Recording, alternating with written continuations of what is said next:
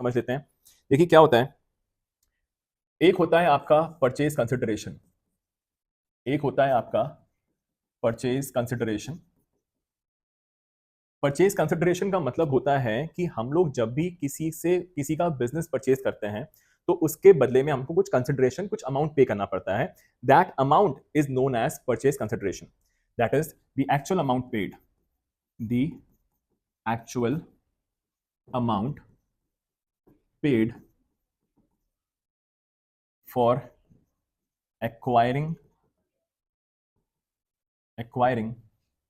assets और services. तो किसी से भी अब आप कुछ सर्विसेज लेते हो या किसी के एसेट्स परचेज करते हो तो आपको जो अमाउंट पे करना होता है that is known as your purchase consideration. And the other part is known as the net worth. So what is the meaning of net worth?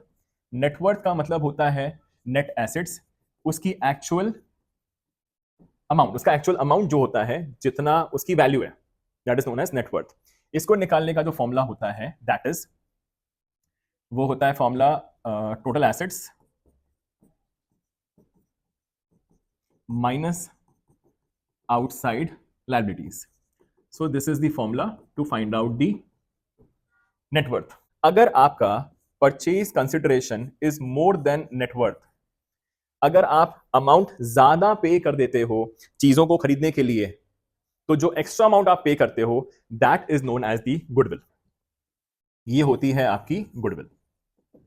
Okay, next apart from that, अगर बाय चांस आपका net worth ज्यादा हो जाता है और purchase consideration कम हो जाता है तो ये हमारे लिए एक प्रॉफिट होता है। This is known as capital reserve.